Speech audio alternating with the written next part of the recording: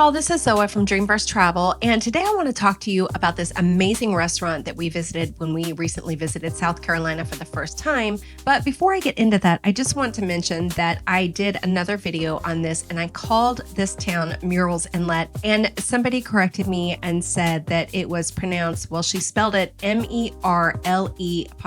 So I don't know if that meant Murrells, maybe it's my accent, I don't know, but I would love to know how you pronounce the name of this town. So this restaurant, Wicked Tuna, is honestly the best food I've had since we got back from our trip in Cancun earlier this year in February. Honestly, I've been really disheartened by restaurants even before Cancun and even more so when we came back from Cancun because everything was just so fresh and delicious. And it seems like so many restaurants these days just pull things out of boxes and freezers. And so it was really refreshing to get to stop at a place that had just such amazing food. The service was spot on and the view of the water was really nice too. And I'm excited to get to come back here when the weather is warm and clear. This was a really impromptu visit to this restaurant. So I did zero research on this restaurant before we ate here. And we took our friend's word that it was going to be a good place to eat. And I'm really glad we did because it really was a great place to eat. And afterwards, I was really surprised that it only got a 4.3 out of 5 rating because I would have definitely given it a 5-star. They explained to us that this was because they used to have much smaller portion sizes, and for the price, that was a big deal. And also that they'd made some improvements on their menu itself. So that may explain some of that. And it just goes to show you can't always judge a book by its cover, so to speak, with the rating, because we ate at another restaurant that rated higher at a 4.6. And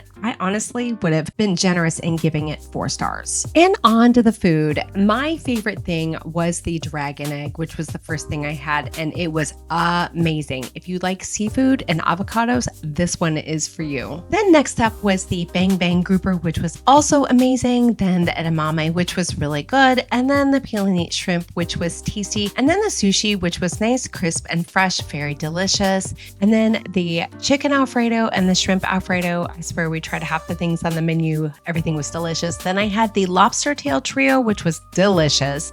And then I want to pause here for a moment because I really want to talk about this burger, because when we went to Cancun and my husband had a burger there, he said it was the best burger he had ever had. And so when I asked him what he thought about this burger, he said that it was just as good as the one in Cancun, if that gives you any idea. Then you have your classic surf and turf, which our friend swears by. And then of course you can't get by without trying the desserts. And I will mention that none of their desserts are set on a permanent menu and they are subject to change, but I'm excited to get to see what they have next time because everything we tried was absolutely delicious. One last note I want to add is our server, when she came over and was explaining to us about the menu, she did mention that they have their own boat. So when they're talking about the fresh catch of the day, it's something that they catch with their own boat. After we were done eating, I looked over the edge of the deck and saw a lady dressed in a pirate costume. And apparently this is one of the local charter companies that has boat rides. And so we didn't get to do it this time, but I think next time we might check more into what's in this local area for activities and see what mayhem we can get into. This truly was a fantastic experience and one I'm looking forward to repeating again. When we first decided to plan our trip to Myrtle Beach to visit friends, I wasn't super thrilled about it because we usually go to Florida for our beach trips, but I was pleasantly surprised, and this restaurant and all the food that we ate while we were visiting played a huge part in why we ended up loving Myrtle Beach and the surrounding areas that we visited. Now back to our experience at this restaurant. When we were done eating, we walked down below the restaurant where the boys got a chance to get a couple of pictures in the big chair. And then after this, we walked down the pier. And this is where we learned a little something. Our friends were explaining to us how the restaurants will take their oyster shells and dump them on the ground, like by the water,